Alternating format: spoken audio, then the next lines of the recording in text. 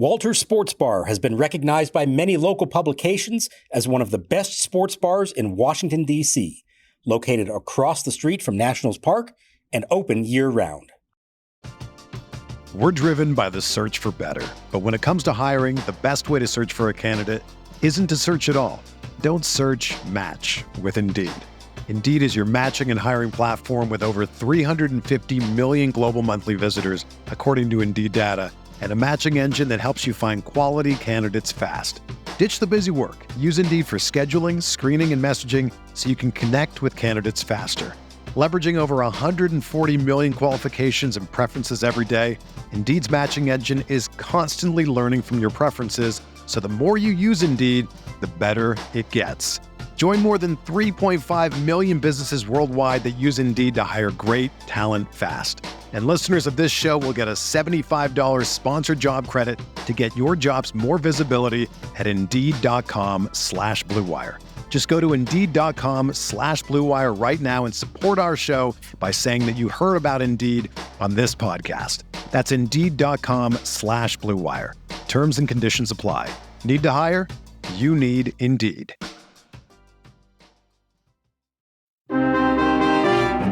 Slide step delivery and a long drive to left field. Wood back on this one, looking up at the wall, and it's gone. Contreras flips the bat away. He has done it again to the Nationals. His 9th home run of the season breaks it open. It's now 8-3 St. Louis. I'm really proud of him for taking ownership and really taking a leadoff spot and doing the little things that's helped him get better. It's all him. So, as I told him, I said, hey, this ain't the end all. So many more All-Star games for you, but we keep getting better. And welcome to Nats Chat for Monday, July 8th. 2024, along with MASNsports.com Nationals insider Mark Zuckerman, who was at Nationals Park. I'm Al Galdi, host of the Al Galdi podcast. Sunday was an eventful day for the Nationals. We on Sunday morning learned that the Nats had promoted third baseman Brady House from AA Harrisburg to AAA-Rochester. House, per MLB Pipeline, the number 44 overall prospect in baseball. Another sign that the Nats youth movement is in full effect. We on Sunday afternoon had the Nats losing to the St. Louis Cardinals 8-3 at Nationals Park in Game 3 of a 4-game series. And we on Sunday evening learned of pitchers and reserves for next week's 2024 MLB All-Star Game. The Nats have one All-Star, shortstop C.J. Abrams. Congrats to him. Well-deserved. But at least for now, neither starting pitcher Jake Irvin nor reliever Kyle Finnegan is on the 2024 National League All-Star team. The Nats for this regular season now are 42-48. Coming up later in the show, a special treat, a conversation that our own Tim Shovers had with the great Bob Kendrick, who is the president of the Negro Leagues Baseball Museum in Kansas City, Missouri. But Mark, there has been a lot happening with the Nats here in recent days. A lot to take in, to say nothing of this series with the Cardinals, which has been a grueling series, no doubt. It has been brutally hot in the D.C. area. These games have been long. We've talked about the Nats being in the midst of a stretch of 17 games in 17 days going into the All-Star break. I feel like we all need to just take a deep breath and just relax a little bit here, but it's hard to do that right now with everything happening. That's the problem, Al. And I think it applies to the team as well. They would love to have Monday off after what they've been through over the last, it's now 10 days.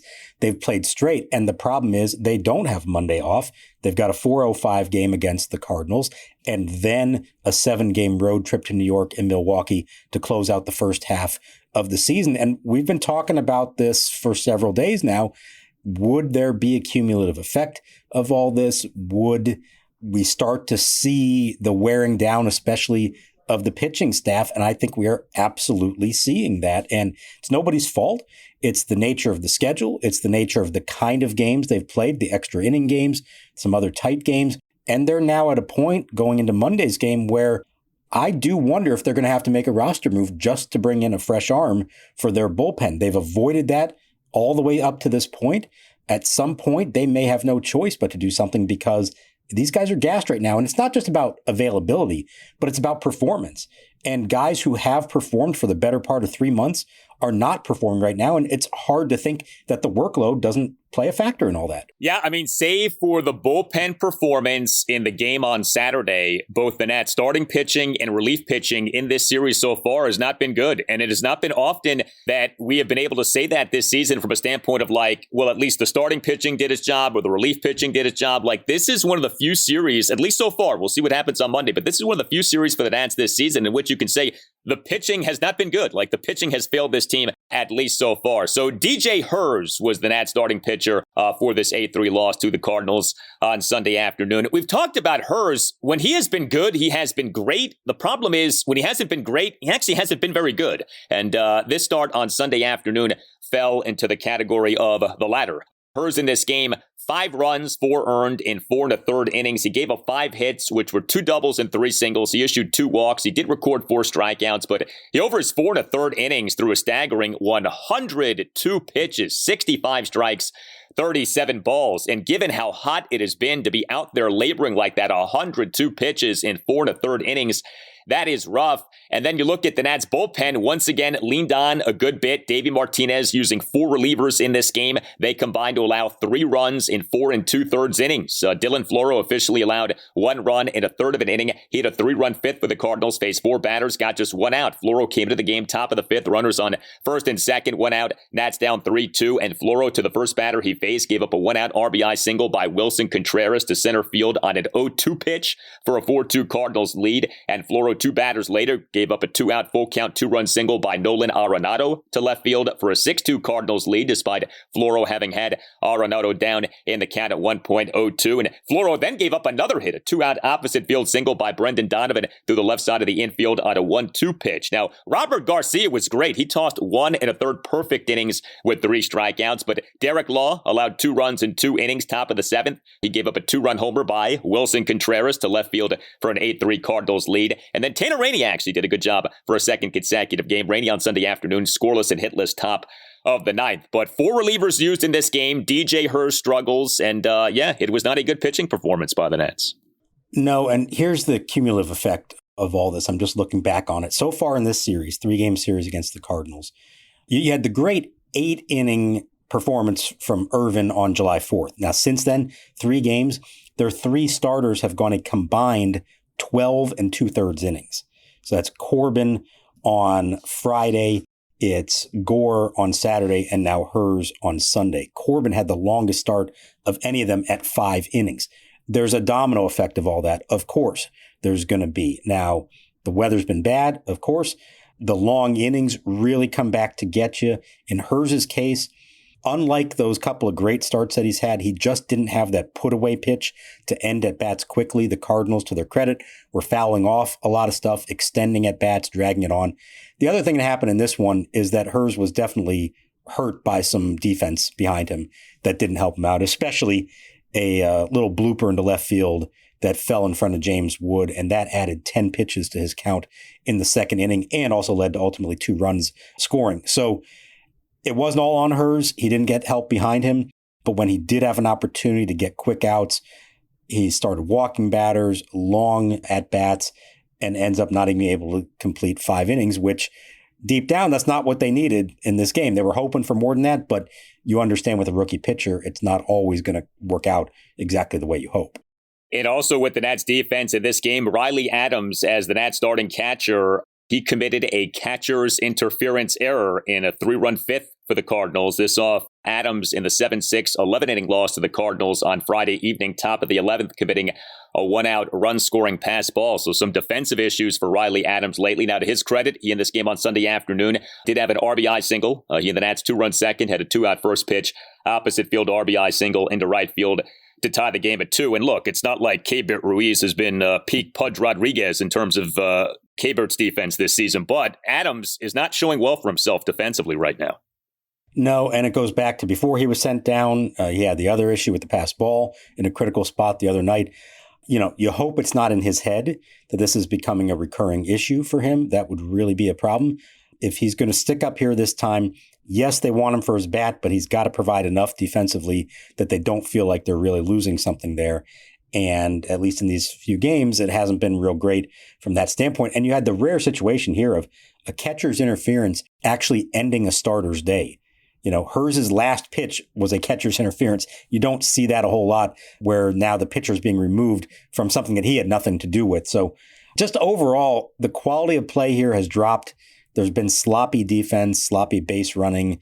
Pitching hasn't been great. It's not really the same team that we saw for a lot of the first half, I have to say. So with the Nats, we know there is the macro of the rebuild, and then, of course, there is the micro of the season. I think you could argue the number one question with the micro, i.e. this season, is does the pitching continue to be as good as it has been? We're seeing when the pitching isn't good what this team can be, which is, not that good. Now, we know the deal with MLB this season. Offense has been way down. What's interesting is the last few days with temperatures sky high in many parts of the country, offense has come up. There were some big offensive performances on Saturday in the majors. There were some big ones on Sunday. I think it's going to be really interesting to see, do the offensive numbers finally start to creep up this season, or is this in fact a down season for offense? Is this a depressed offensive environment or not? But if the Nats pitching doesn't end up being what it has been, and it's going to be hard to do that. I mean, it's been really good. That is going to put the Nats in a tough spot here. In that jumbled wild card mix in the National League, the ace card that the Nats had was their pitching. That was the thing that was really fueling them. If that's about to come back down to earth, then I think that does change the calculus on what this team can be this season. Yeah, and it just reminds you of how narrow the path to victory has been for them. And to their credit, they've done a really good job of doing three things well this year. Good starting pitching, great relief pitching, and just enough hitting.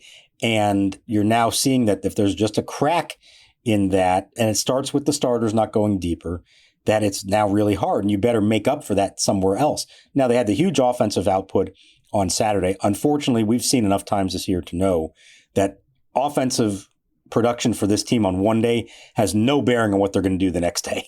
They have not sustained anything in that regard. But over the course of the second half of the season, I do think they're going to have to score more runs to keep up the pace that they were at as far as winning games, because it's too much to ask the pitching to be this good for the entire season, and we're already seeing cracks in the foundation there. Now, the hope would be warmer weather, the addition of James Wood, hopefully some other guys starting to get hot, make a difference as well, and you are more consistently scoring more runs, hitting the ball out of the park, and maybe you win some games 6-5 instead of 3-2, which is what they had to do a lot of the first half.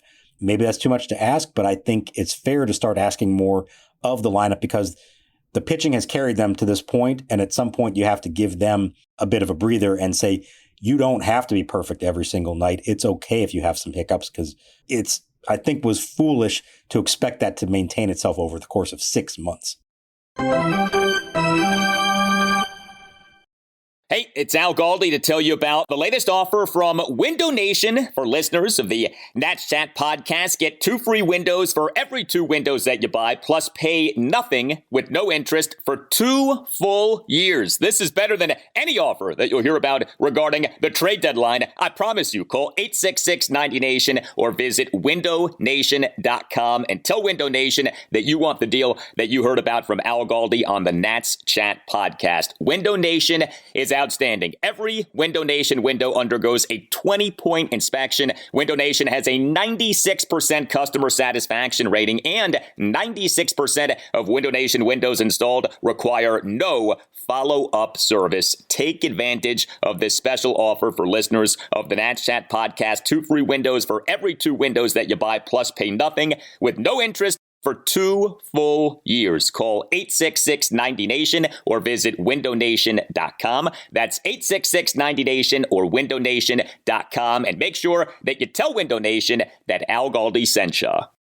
Prize Picks is the easiest and most exciting way to play daily fantasy sports. Unlike other apps, on Prize Picks, it's just you against the numbers. All you do is pick more or less on 2 to 6 player stat projections and watch the winnings roll in. You can now win up to 100 times your money on Prize Picks with as little as 4 correct picks. You can turn $10 into $1,000. With the finals over, the hoops action doesn't stop on Prize Picks. Women's basketball is still heating up, with stars like Caitlin Clark and Angel Reese looking to make names for themselves, alongside greats like Breanna Stewart and Asia Wilson. You could win up to 100 times your cash watching them ball out. I know I'm looking at Clark and Stewart to put up more than their points projections, and I like Reese and Wilson to do the same to their points and rebounds combined projections too. Download the PrizePicks app today and use code BLUEWIRE for a first deposit match up to $100. That's code BLUEWIRE on PrizePicks for a first deposit match up to $100. Pick more, pick less. It's that easy.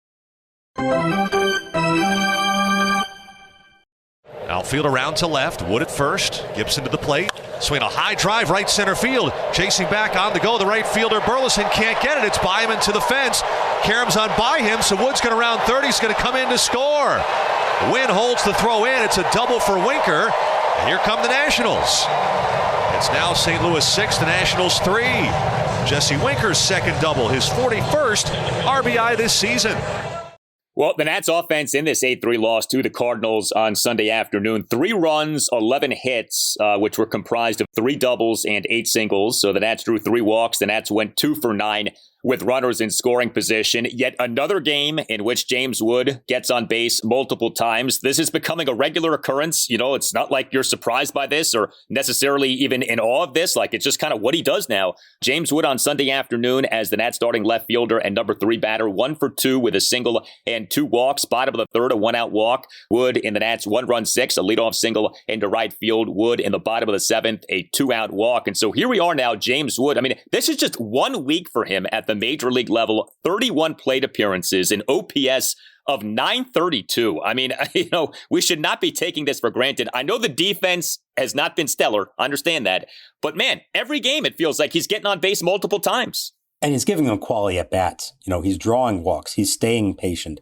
He's putting together the kind of at bats that you wish a bunch of other guys on this team would put together on a daily basis. And he's doing this at age 21 with, you know, not even a full week in the big leagues under his belt. So that has been such a great thing to see. You hope he can maintain that and in theory even get better with some experience. But it's just good professional at bats, willing to take walks.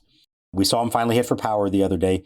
And we got to see him run the bases in this one. He went 270 feet from first to home on the Jesse Winker double in the bottom of the 6th. I was trying to count his strides around the bases. I think I only counted 6 total strides from first base to home plate. I might be off a little bit on that, but my God, this guy's strides dwarf anybody, maybe half as many as anybody else that runs the bases with those 6'7" legs just galloping around the bases. It's really something to watch. He is an impressive physical specimen, to be sure. And, you know, we've been making some Juan Soto comps with Wood going the opposite way so much. He's walking at like a Juan Soto clip right now, it feels like. Every game, at least a walk, sometimes 2. He's getting on base at such a magnificent rate. So just so many good things to say about James Wood as a batter. Mark mentioned the Jesse Winker RBI double. The Nats had 3 doubles in this game. 2 of them came from Jesse Winker. He has been the Nats starting DH and number 4 batter for each of the first 3 games of this 4-game series. And Winker on Sunday afternoon, 2 for 4 with an RBI double and another double. Winker in the Nats 2-run second, leadoff opposite field double down the third base line despite having been down to the count at 1.12. And Winker in the Nats 1-run 6 RBI double to the right center field gap to cut the Nats deficit to 6-3. I tell you, Jesse Winker has done a really nice job for this team. I know that the power hasn't necessarily always been there. I know that it can be off-putting the way that he argues every single called strike he ever takes. Like, it is a little ridiculous, but this guy has an on-base percentage for this regular season of .383. The Nats in February signed him to a minor league contract, and they're getting a .383 on-base percentage out of the guy. The Nats 100% should be trading him come that MLB trade deadline on July 30th, but I say that as a compliment to him. He has done a really good job. Yes, Eddie Rosario and Nick Senzel did not work out, and, you know, Joey Gallo certainly has not worked out to some spectacular degree, but this signing of Jesse Winker, this has been exactly what you would want. And maybe the least likely of that group that I thought would maybe do this, a spring training signing, a minor league deal, coming off of 2 down years and injury-plagued years as well. Didn't exactly come in with this sterling reputation. I will admit, and I was wrong about this, I thought Eddie Rosario was the better signing. I thought he was going to have way more impact than Jesse Winker. I didn't think they'd have room for both of them on their roster in the long term. And it turns out Winker has become invaluable to this team. Yes, invaluable to them right now. Now, I agree with you. You got to parlay that into whatever you can at the trade deadline. I'm not expecting a ton there. I know people look at what they got for Jeimer Candelario last summer and say, hey, DJ Herz, you can get another one of those. That's fantastic. Maybe they pull that off. But I think Candelario had a little more of a track record than Jesse Winker does. Winker has bounced around a lot in his career. We talked about earlier on that, maybe some clubhouse issues. And he's been great here. He's been embraced. He's really enjoyed it. I would be surprised if the Nats get a DJ Herz quality prospect for him. Maybe they will. But regardless, we know there's not room for him here beyond this year with already James Wood here, Jacob Young playing well, Dylan Cruz coming soon, and others. So you absolutely do move him. You thank him for what he's done. But they really have needed him offensively. He has been, along with Wood here in the last week, the most consistent guys as far as giving you a quality at bat. And I even put that ahead of C.J. Abrams, who's been fantastic, but not necessarily known for long at bats and dragging things out the way that Winker has. This has been a classic fix 'em and flip 'em predicament, just like it was with Jeimer Candelario. The Nats got Candelario, fixed him, and then flipped him. The Nats got Winker, they have fixed him, and now they need to flip him. I agree with you. Candelario had more value. He brought defensive value that Winker does not bring. And Candelario plays a premium defensive position at third base. So, yeah, in theory, you're going to get more for Candelario than you're going to get for Winker, but you should be able to get something for Jesse Winker. So props to him, doing a really nice job. And, the All-Star game this year is so late, July 16th. The trade deadline is 2 weeks after the All-Star game. It's funny. They call the All-Star game the Mid-Summer Classic. First of all, summer starts in late June, so it's not in the middle of summer. But the idea is it's in the middle of the season. It's more like 2/3 of the way into the regular season this year. The Nats will almost be 100 games into their regular season when we hit that All-Star break. I don't know why it's so late this year. Usually it's the week after July 4th. This year, it's 2 weeks after that. So, yeah, we're going to have the All-Star break, and then the trade deadline is right around the corner. They're going to have played 97 games, barring any rainouts between now and then. 97 games going into the All-Star break is the most that I can ever remember. That was the season starting early on March 26th or something like that. And yeah, it was pushed back a week. I don't know the exact reason why that was. It definitely feels late. We are well into the second half of the season now and just gearing up for it. And it ties back into what we were talking about, though, that this stretch leading up to it has been brutal for this team, and they are not done yet. There's still a week to go before everybody can take a break. Well, also getting on base multiple times for the Nationals in this 8-3 loss to the Cardinals on Sunday afternoon was the Nats All-Star, C.J. Abrams. He is the Nats starting shortstop and number one batter, 2 for 4 with 2 two-out singles and a hit by pitch. Bottom of the 5th, a 2-out single to shallow left center on a 1-2 pitch. Bottom of the 7th, a 2-out first pitch single on a line drive to center field. Bottom of the 9th, a 2-out hit by pitch. Very happy to see C.J. Abrams get selected to the 2024 National League All-Star team.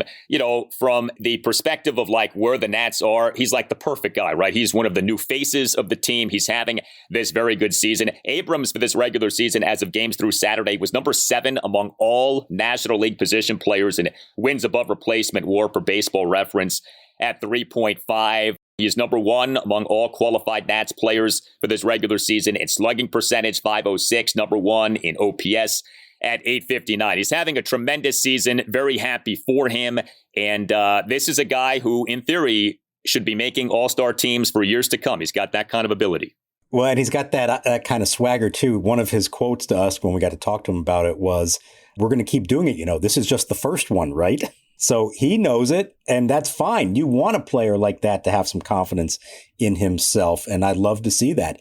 You mentioned 7th in WAR, 7th now in the league in OPS at 859. Good numbers, and that's with such a rough May that he had. His April was fantastic. His May was really bad, and his June was even better than his April, and so the season totals look great. And the other thing that's just a cool coincidence, as it turns out, is that this came on exactly the 1-year anniversary of the day that Davey Martinez made him the leadoff hitter last year, July 7th, 2023. So I did the numbers across that entire calendar year. It's 154 games that he's played. It's an 804 OPS, 33 doubles, 8 triples, 25 homers, 76 RBI, and 50 stolen bases. That's an all-star. And it's been really cool to see that all come together for him, especially since he was moved up in the lineup a year ago. He's embraced that fully. And I'm happy for him, and I'm happy for the Nationals because, as we discussed the last couple of days, we tried to preview this. I think he is the one who best represents where the Nationals are right now in their rebuild. And that's not a knock on Jake Irvin or Kyle Finnegan, who absolutely pitched well enough to earn it. I would have loved for one or both of them to make it as well. But CJ Abrams is kind of the face of the team right now, at least until James Wood has a little more time under his belt. I think it's good for the Nationals for that to be the face that people see in a couple weeks in Texas when they introduce him as the lone member of the Nationals. I think he's the right guy to be representing the organization right now. He's a very exciting player to watch. He is a fun player to watch. He's the kind of guy who you would think appeals to younger fans, right? Because he is kind of a smaller player, but he can run fast and he makes these flashy defensive plays, but he also hits for power. So much to like with CJ Abrams. He's been durable too. Give him a ton of credit for that.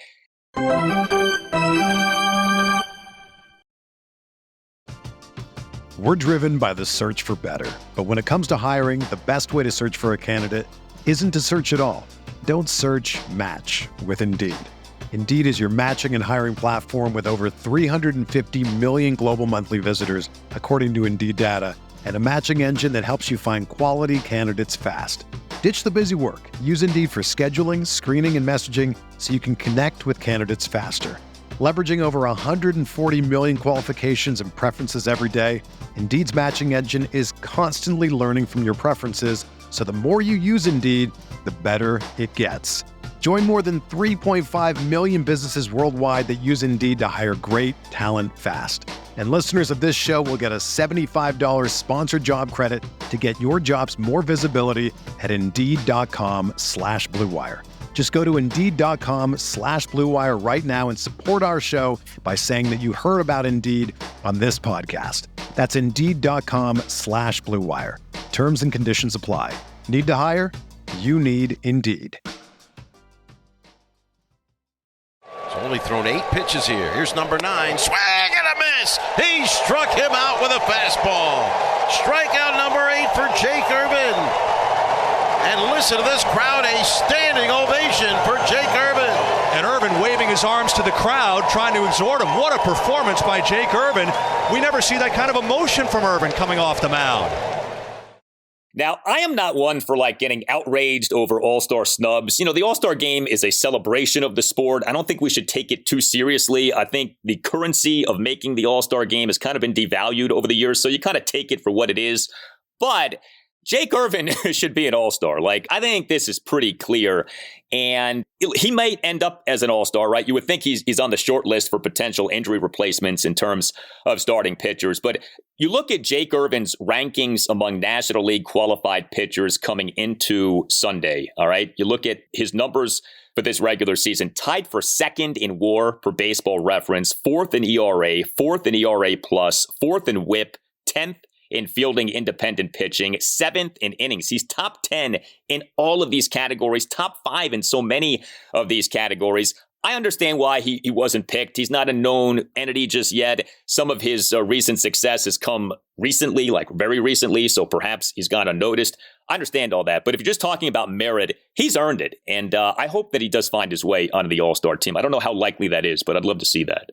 So a couple things to look at in that regard. Number one, as far as him being named a replacement, I was thinking that as well. But if you look at the Nats' schedule and their pitching rotation, now they could change this, but as it stands, he would be lined up to start the last game before the All-Star break in Milwaukee, which would make him ineligible to pitch in that game. So even if he was next on the backup list for guys to call in if somebody else goes down, they might just skip over him knowing that he's not going to be able to pitch because he's going that day. Now, they haven't announced the rotation. Maybe they change something else, but if we've talked about, there's no off days coming up. And unless the Nats purposely wanted to skip him to give him more time or in theory to make him available for the All-Star game, I don't think that part is likely to happen. Now, here's the other part of it, and a little behind the scenes here of how All-Star voting takes place. The starting position players, as we all know, are voted on by fans. The pitchers and the reserves are voted on by players and coaches. Those ballots were submitted a week ago on Sunday. So anything that happened since then, not a factor here. And of course, Jake Irvin had the great July 4th start, and that was too late for it to show up in the player vote. Now, here are the players, the pitchers that the players voted in on their ballot. Tyler Glasnow, Jeff Hoffman, Ronaldo Lopez, Chris Sale, Matt Strom, Ranger Suarez, Robert Suarez, and Zach Wheeler, who's actually inactive and not able to pitch in that. So a couple interesting things there. 2 Phillies relievers, Jeff Hoffman and Matt Strom, voted in by the players. So MLB has no control over that. If the players noticed them, they said, okay, they're in. So no Finnegan among the player vote and no Irvin among the player vote. Now, MLB then has a few more slots to fill out to make sure that every team is represented, and then a couple other things that they can do if there's still spots to fill. The pitchers they chose, MLB chose, Ryan Helsley, a closer of the Cardinals, who's actually the Cardinals' only all-star rep, kind of surprisingly. Shota Imanaga of the Cubs, I believe he's the Cubs' only all-star rep. Tanner Scott of the Marlins, the only Marlins all-star rep. Logan Webb of the Giants, he's a starter, not the only Giant, so that's one spot that you could say Irvin could have earned it over him. And I think this is the most fascinating one. Paul Skeens made the All-Star team as one of 2 Pirates, because Brian Reynolds made it as well. That was an MLB pick, not the players' pick. And I can't help but think back 14 years ago now, when Steven Strasburg was in a very similar situation, came onto the scene, I think it was 9, 10 starts, something like that, a similar number to Skeens leading into the All-Star break. And there was talk, should they put him on the team? And the consensus around baseball was, no, that's too soon. That wouldn't be appropriate. It would take a spot away from someone else. And MLB went and put Paul Skeens in there. I'm not opposed to Paul Skeens being in the All-Star game. He is a star. He's been fantastic. My belief is the All-Star game should be about the stars. And that's a great avenue for the sport to showcase this young phenom. But it is interesting to me that that's the way this went about with him. And it's a change in mindset maybe from 14 years ago with Strasburg. And if you want to look at one decision in particular that could have cost Jake Irvin, that's probably it. Yeah, well, and I remember in 2012 with Bryce Harper, there was a big thing of, will he make the All-Star team? Should he make the All-Star team? And eventually he did, and justifiably so. I mean, I think you could argue Irvin over a decent number of those pitchers who you just mentioned. And again, he's top 10, if not top 5 in all of these categories. So, it doesn't take away from his season. But like, if we're talking about who has earned this, who deserves this, Jake Irvin deserves a spot on the NL All-Star team. And, you take a step back. It is nice to be able to make compelling All-Star team arguments for 3 Nationals players this season. When is the last time you could make All-Star arguments for 3 Nats players? Last season, you could make 2. Jeimer Candelario was worthy, I thought, and Josiah Gray obviously made it. But to be able to make 3 strong arguments for Nationals players to be All-Stars, it's been a while since we've been able to do that. Yeah, they haven't had multiple All-Stars since 2021. And back then, that was right off the great June. So you actually had Scherzer, Soto, Schwarber making it, and Trey Turner. Since then, they've had the 1 All-Star in each case. And hopefully those days are ending. Hopefully by next year, they're playing well, they're getting more attention and getting multiple All-Stars. But I think what we're seeing here this year, and it applies to the player vote more than anything, is that around the rest of the league, not as many people are noticing what the Nationals are doing as we are here. You understand why that's the case. You hope that starts to change because there are a lot of good young players on this team who should be in consideration, not just this year, but in future years. Yeah, I think whether players should vote is another conversation because I'd love to know how many of them actually do the comparative analysis and take this seriously. But we'll save that for another day on the Nats Chat podcast. So also on Sunday was the Nats promoting Brady House. Oh, by the way, Brady House, the Nats' number 3 overall prospect per MLB Pipeline, the number 44 overall prospect in baseball per Pipeline, promoted from AA Harrisburg to AAA Rochester. So you take a step back, you look at the last 7 days for the Nats. July 1st, DFA Eddie Rosario promote James Wood from Rochester to the majors. July 4th, option Joey Meneses to AAA Rochester. July 5th, promote Juan Yepes from Rochester. This past Saturday afternoon, July 6th, DFA Nick Senzel and recall Trey Lipscomb from Rochester. And now on Sunday the 7th, the Nats promote House from Harrisburg to Rochester. This has been a whirlwind of activity in the direction of the youth movement over these last 7 days. Now, I think it's kind of funny, right? Davey Martinez in his pregame session with you guys on Saturday says Trey Lipscomb is the Nats' number 1 third baseman moving forward this season. The next day, the Nats promote their third baseman of the future, in theory, Brady House to AAA. In theory, Brady House is not that far away from being summoned to the majors. You would think at some point this season we might see that, to say nothing of Dylan Crews. Here's what I'm wondering, though. If we see both House and Crews promoted to the majors this season, that would suggest that the Nats intend on opening next regular season with Wood, Crews, and House on the major league roster. If you're Mike Rizzo, do you want all three guys on the same service timeline? I wonder if Rizzo is thinking about that. Maybe he doesn't care about that. Maybe the plan is to actually try to lock one of these guys up through their arbitration seasons and eat up some of the free agency years. But I think that is something to be mindful of here. Do you want all three of these guys, Wood, Crews, and House, on the same service timeline? It is very exciting what's happening with the Nats right now, but that's got to be part of Mike Rizzo's thinking. He understands this stuff very well. I wonder to what degree he is concerned about that. That's fascinating. I had not considered that aspect of all this at all. And you're right that by calling up James Wood midseason, and even if they don't call up Crews or House this year, if they made the opening day roster next year, they would all be on the same timeline as far as when they'd become a free agent, 6 years after that. The only way you're hanging on to any of them beyond that is to hold them back the rest of this year and to hold them back for, I think, at least 3 weeks next year, like they did with Bryce Harper back in the day. So that's fascinating. I think that deep down, Mike Rizzo is not concerned with what's going to happen 6 years from now, right now.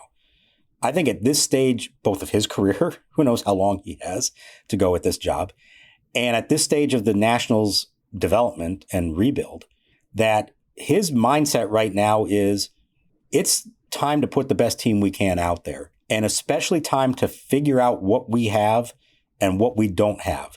So that next winter, when he gets to sit down with Mark Lerner and the rest of the family and tell them, we've got this, but we don't have that, and we don't have that.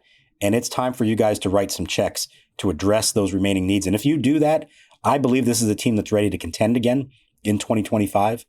I think that's his mindset right now. And so in a lot of ways, to get there, he needs to end this season with some idea of what Dylan Crews and Brady House and certainly James Wood and Trey Lipscomb and Cade Cavalli, what they all are and how that's all going to figure into the long-range plan. So I think they're going to promote them when they believe they're ready, and that it doesn't have to do with the service time question. But it is fascinating because there was one year, 2015 was the year they had like 4 prominent guys all going to be free agents at the same time. That year didn't go well. They wound up losing a bunch of them. Doesn't mean that that same thing will happen again. But this would probably dwarf that just in terms of the names. If they all turn into who they're supposed to be, if you someday down the road are looking at Wood, Crews, and House all eligible for free agency at the same time, wow, that's might be unprecedented. Yeah. And again, they all have to work out, right? They all might not work out to the same degree. Hopefully, the Nats are going to do as we have seen the Braves do and are going to start locking up some of these guys to long-term team-friendly extensions that also benefit the players. But yeah, I do think that it is something to be thinking about if you're Mike Rizzo. All right, hit us up on X. We always love hearing from you at Nats_chat. You can email the show natschatpodcast@gmail.com. We invite you to check out our website as well, natschatpodcast.com, in which you can purchase a Nats Chat Podcast t-shirt. All Nationals radio highlights on Nats Chat are courtesy of 106.7 The Fan. So for Mark Zuckerman, I'm Al Galdi. We thank you for listening. We will talk to you next time on the Nats Chat Podcast. But before we call it a show, we're going to send you to the great Tim Shovers, who had a conversation with the equally great Bob Kendrick. Bob Kendrick is the president of the Negro Leagues Baseball Museum in Kansas City, Missouri. He is like a walking encyclopedia of knowledge when it comes to the Negro Leagues. And you're going to hear Bob talk about a very special person, not necessarily a person who was like at the forefront of your mind when you think about the Negro Leagues. He's going to talk about Mamie Peanut Johnson, the Negro Leagues' only female pitcher. Mamie Peanut Johnson lived in the Washington, D.C. area. There actually is a mural of her outside of Ben's Chili Bowl on U Street, a very special person. So, Tim, we send it to you. Pleased to welcome on for the 4th consecutive summer to the Nats Chat Podcast, Bob Kendrick, president of the Negro Leagues Baseball Museum in Kansas City, Missouri. We've had on Bob to talk about Josh Gibson, Ray Brown, and Oscar Charleston. This year, I want to shine a spotlight on Mamie Peanut Johnson, one of the few female players in Negro League history and someone who lived a long time in the DMV area. But first, Bob, welcome back. Please tell our listeners about last week at Rickwood Field in Birmingham, Alabama, just days after the passing of the one and only Willie Mays. Well, it was, in a word, magical. Just the entire experience. Obviously, the only damper was the passing of the legendary Willie Mays. But as I've said in any number of interviews, it's hard to be sad when you say Willie Mays' name, because he brought so much joy to so many fans with the exciting, magnetic way in which he played the game, and the fact that perhaps poetically, he did exactly what he was supposed to do. He brought us all together at Rickwood Field to celebrate the history of the Negro Leagues, a place where he began as a 17-year-old kid patrolling center field for the Birmingham Black Barons. And so while it was certainly sad to lose someone of Willie Mays' stature, again, it was almost poetic that it happened while we were all gathered there at Rickwood Field, the place that it all started. And Major League Baseball and the city of Birmingham did just an absolute incredible job of playing host to this historic event. So many over the last several years had asked me, particularly after the success of the Dyersville Field of Dreams game, so many had, I think, wondered out loud, to be honest, Tim, if Major League Baseball would do something to pay tribute to the Negro Leagues in a similar fashion.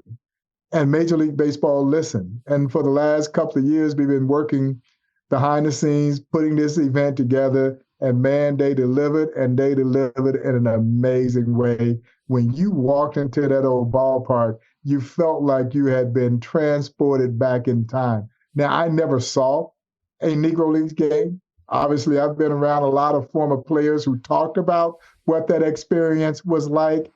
I just got to believe what we saw happen there a week ago today as we're recording this. That is what a Negro Leagues game felt like. The excitement, the energy, the music, everything that was happening in the ballpark, harken to those days of when the Negro Leagues were thriving in a place in which a lot of Negro Leagues history was made. Is there any indication that you know of what the future plans are with Major League Baseball and Rickwood Field or other venues for a similar sort of situation? What's next as the years evolve? Well, that raises a good question because it was so tremendously successful. I don't know if Major League Baseball has plans to do this on a regular or semi-regular basis. I would certainly be throwing in my hat to encourage that this would happen, because the fans absolutely responded to it. And to see so many former African-American major leaguers come back and be a part of this, you looked around and there was Ryan Howard and CeCe Sabathia and Adam Jones and Curtis Granderson, all these guys who came back to be there. They made that experience even more richer in its own way. And to be there with almost 50 plus Negro League players. And we don't know when it will be the last time that we're able to get that many gathered together. And so all of that made it tremendously special. So I would certainly encourage baseball to consider doing this on either a yearly or certainly a semi-regular basis, just to remind people again of how important the Negro Leagues were to Major League Baseball and how important it was for the play that we saw on the field, but also what it meant off the field. Yeah, I hope it becomes, if not annual, close to annual. I agree with you there. If we could shift gears here, Bob, when you hear the name Mamie Peanut Johnson, what comes to mind? Well, number one, it makes me smile because I got to spend a considerable amount of time hanging out with Mamie. She made any number of appearances here at the museum. We made appearances outside of Kansas City at various baseball events, and she was just a joy to be around. So again, just as I mentioned, when you say Willie Mays' name, you have to smile He brought joy.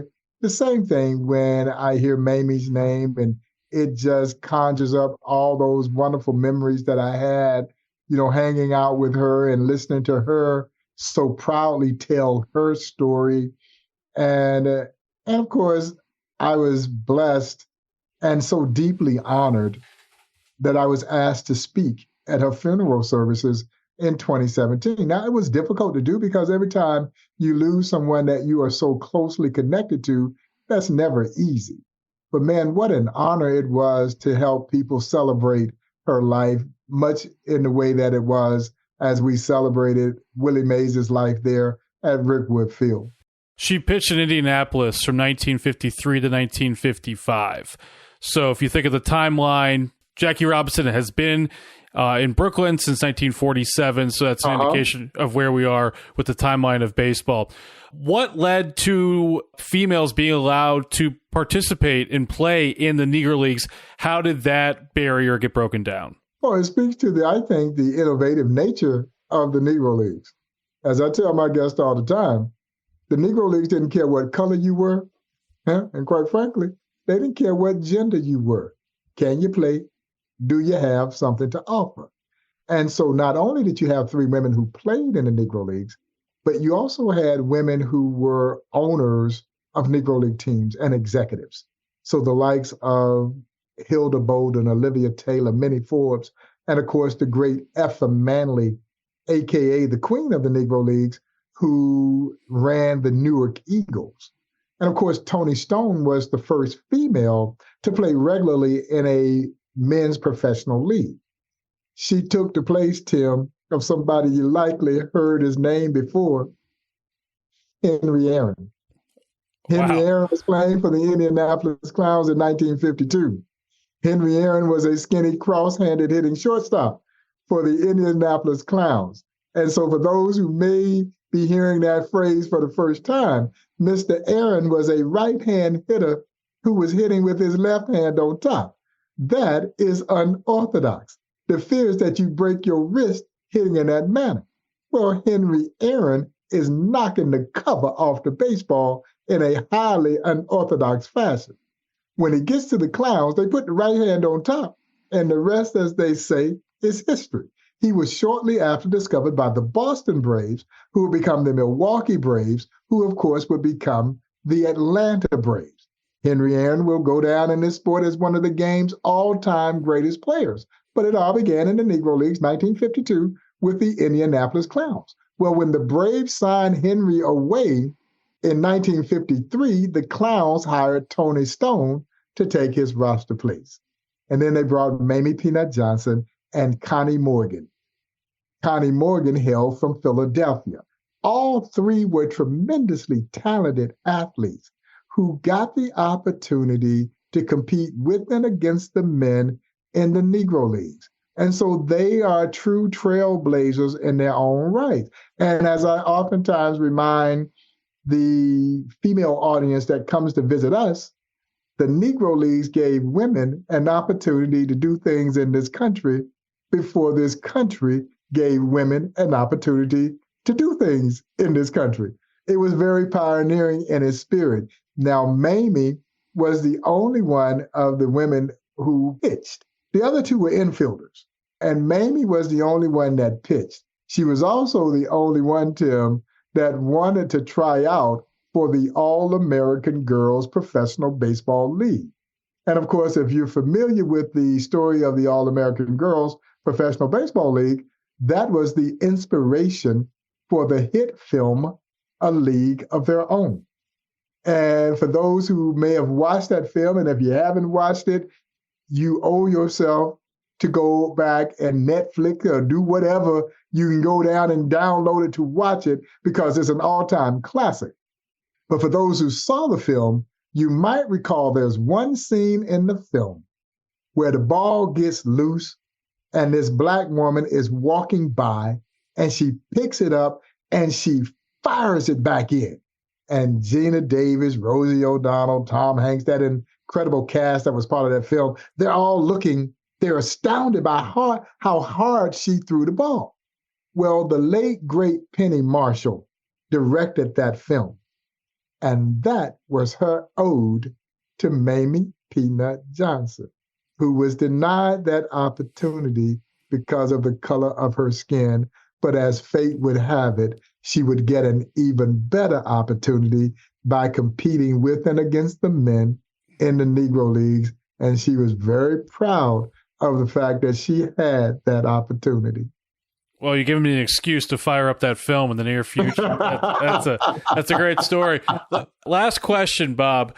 She managed the gift shop in Maryland for years. Was that the forerunner to what is the Hall of Fame today, or does one have nothing to do with the other? No, they're not connected, but, she was able to kind of help us promote this history through her gift shop. And she was she was so proud of the fact that people were coming in and buying the merchandise, and it was a way for them to learn about a piece of baseball and Americana that perhaps they would not have known otherwise. And so her connections to the Negro Leagues ran deep. And I failed to mention that she earned her nickname Peanut when the first time she's facing the Kansas City Monarchs. And the Monarchs had a really good leadoff hitter, Tim, named Hank Bayless, really good ball player. And apparently Hank Bayless didn't realize that there was a woman on the mound. When he gets into the batter's box, he peers out there, discovers that, hey, wait a minute, that's a woman. And he looks out there and he says in this very condescending fashion, "What you doing out there? You ain't no bigger than a peanut." She promptly struck him out. And she was nicknamed Peanut from that day on. And so she's certainly delighted in sharing that story and very proud of her contributions to this game. Here is C.J. Abrams standing in for the left side, and Lynn's first pitch is drilled to deep center field. This is way back. Siani to the warning track, to the wall, and it is caught. Goodbye! Bang! Zoom goes C.J. Abrams. Means a lot, I dreamed that I was a little kid. Like you said, I was a little kid when I heard it. So, I keep playing the game of baseball, and I love it.